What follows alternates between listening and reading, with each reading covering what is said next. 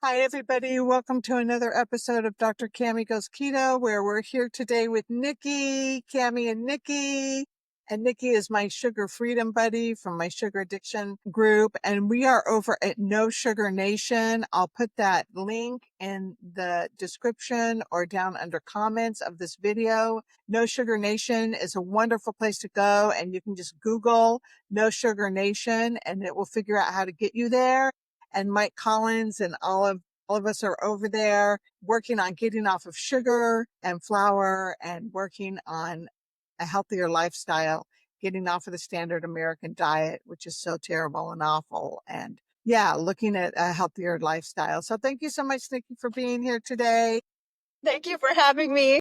Yay. So today what we're talking about a little bit is fasting and how Nikki and I, at least for me, I'm only on day 37 or something of no sugar, no flour and minimal caffeine. And I want to be dropping weight fast and I'm really not losing weight. When I weighed in with Jeff a couple of days ago, no, it's been almost like 5 days ago, I had lost 2 pounds, which I lost 2 pounds in 2 weeks. Over a year, that's a significant amount of weight, but I had gained body fat percentage by 4% because my lean muscle mass went down, which is very unusual for me. Normally that doesn't happen, but it could just be, a little glitch in the system or whatever. It doesn't really change my management when I go and do my weigh-ins and my measurements. I'm going to still be eating, low carb, no sugar, no flour, healthy fats, high protein, lots of water, electrolyte supplements. And I do take a little bit of BHB, a little bit of ketone supplements too, as well as this one that's called Metabolism. And it has like apple cider vinegar in it. And I think a little bit of chromium picolinate in it. So trying to do that too. Anyway, so now I'm starting to think that I need to start eating less meals a day instead of my standard 3 meals a day and start to get some fasting in there, which in my mind is anything 24 hours or greater. I kind of consider that a fast for me because 24 hours to me is a little bit longer than just intermittent fasting. Mm-hmm. So that's kind of where I am. And I'm starting to do that. And I'm eating like either 2 meals a day pretty close together or just 1 meal a day for the last 3 or 4 days. And my ketones are moving around a little bit, but like just now I took them before we signed on and they were 0.2, which is low. But then, Nikki, you and I were talking about how the body utilizes the ketones that it has, right? So, Mm-hmm. just because the results are low in the bloodstream doesn't mean that we're not having ketones float around in our body that we're using. Yeah, definitely. And both me and Cammy, we're testing pretty high in the morning. And then in the afternoon, when we test, it's dipping. So we're getting a little frustrated with that. But I think that's also natural because, like you said, if our body's using them throughout the day, it's used a lot of ketones for our energy that day. You know what I mean? Yeah. Yeah. So where are you kind of in your journey with fasting and everything? Well, I had asked Mike because for you guys who don't know that maybe aren't part of our group, Mike has a question and answer day that he does every Tuesday, and we can ask him anything. And a few Yeah, weeks, that's Mike Collins with a Mike C. Collins, yeah, Collins. Mike yes, Collins, the sugar-free the man. The sugar-free man. So I asked him a few weeks ago about what maybe I could do to, kind of get this ball rolling again. And he was like, "Have you tried the fasting?" Because he's told me more than once to try the fasting. And I kind of was like, "Oh, okay." And so I need to revisit it. And it was funny because I went on vacation before I saw you guys on vacation. We went up to visit our family and it involved a lot of eating. And there was a few meals where I just did not want to eat because I was already full. We had already eaten like a big lunch or something. And I was like, oh my gosh. But in order to get together with family, they wanted to eat because that's like the convenient thing that everybody in America wants to do together. It's like we can't come up with another activity. So then they would want to go out to eat. And so it was like, oh my gosh. So I would kind of, just mess with stuff on my plate and drink a lot of water and all that kind of stuff. But I was basically not even wanting to eat 3 meals a day. So I'm back in ketosis and back on, tracking my carbs very strictly. And so it's coming naturally, just like Mike said. And me and you, we're both years into this journey. So we've been dabbling in less meals a day and things like that. So I think we're really ready to take on the challenge of fasting because I think for women over 40, our body is going to resist fat loss. It wants to keep fat on because our estrogen is going down in this season of life. And then the new source of estrogen is our fat. And so it's not going to want to, surrender that fat very easily because it's convenient. It's been there. Speaking just for myself, I've been a yo-yo dieter. My body doesn't know what way is up and what we're trying to do and all that. So these past 4 years have been the first time that I've actually, like, done the same thing and kept it off of the crazy train, so to speak.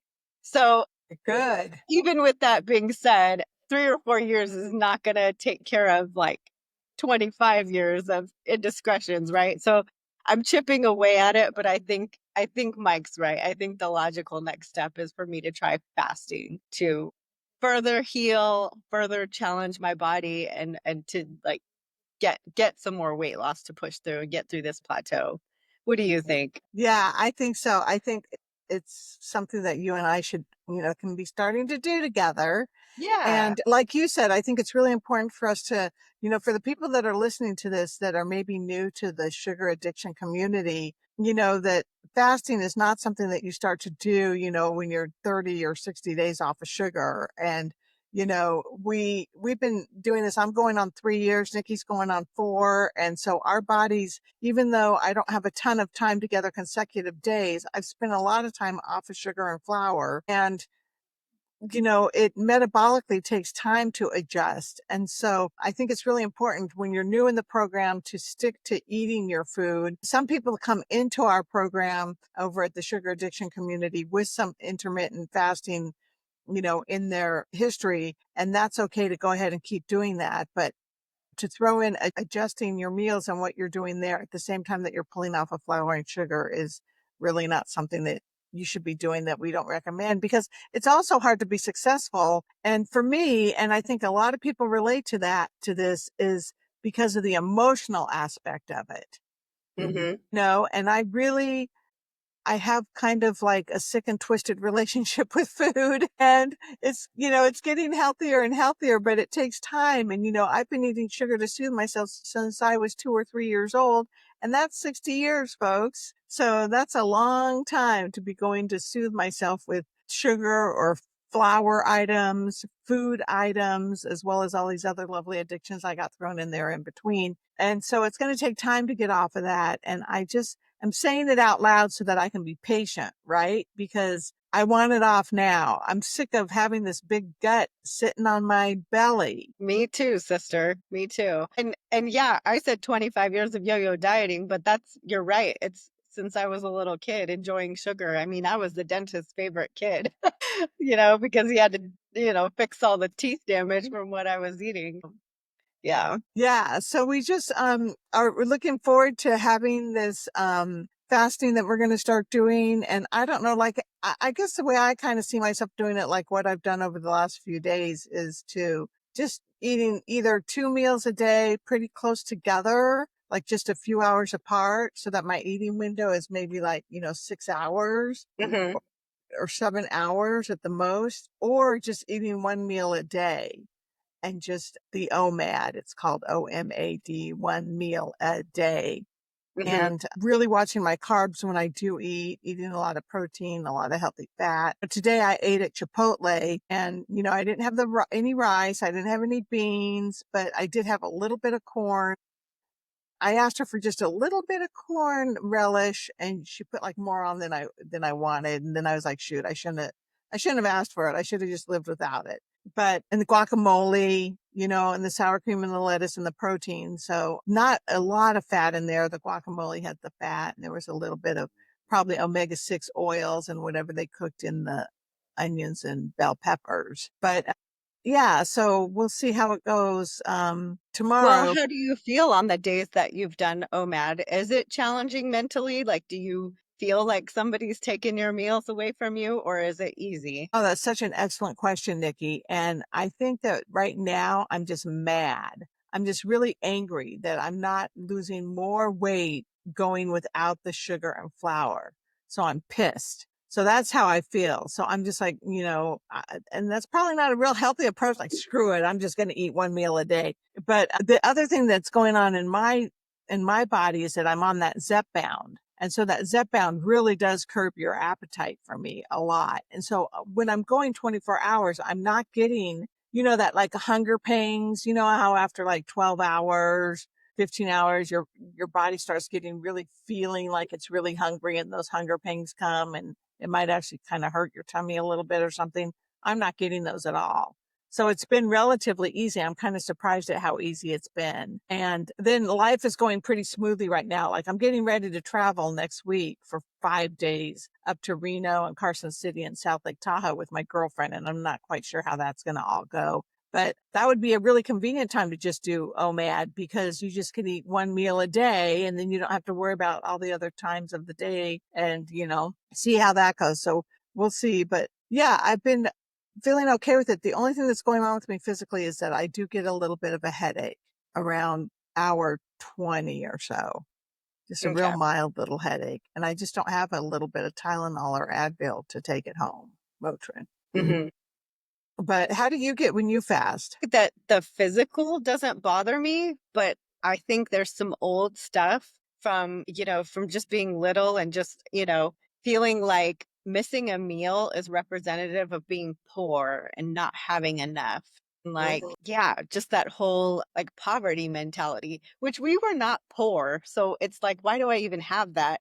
But we were not rich either. Like, we had to work hard and like, really keep at it to stay afloat, like a lot of middle class Americans. But there's just that feeling of like, I'm missing a meal and this feels like punishment kind of thing. Which in all of the fasting communities, they're like, that's the way not to look at it. It's supposed to be like freedom, Oh, I don't have to cook something and I don't have to clean the dishes and I'm giving my body a break, similar to like a factory would give the line a break because, you have to stop the line and oil the machine parts and, get more product and stuff like that. You wouldn't expect it to run all the time without any tune-ups. And we're the same way as humans, we need tune-ups. And also, it's funny, my son is doing a project about Native Americans, and I was reading about how they used to eat. It was all whole foods. They hunted for stuff and then they gathered whatever, berries and leaves and stuff that they could. So they were basically eating a keto diet before,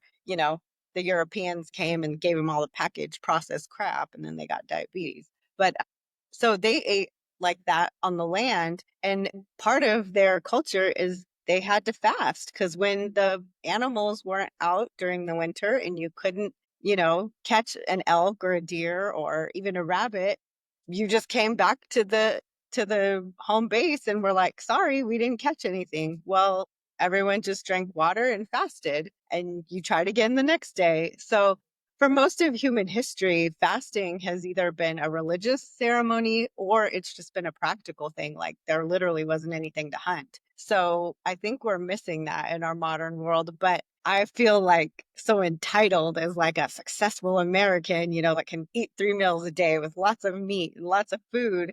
There's almost a part of me that doesn't want to let that go. Yeah. And so, but I know that it's good for me. I used to do it every Monday because Mondays were busy at work and I was on some program that sold products, and everything. And one of their products was like a cleansing tea that you mixed and you had it on your fast day.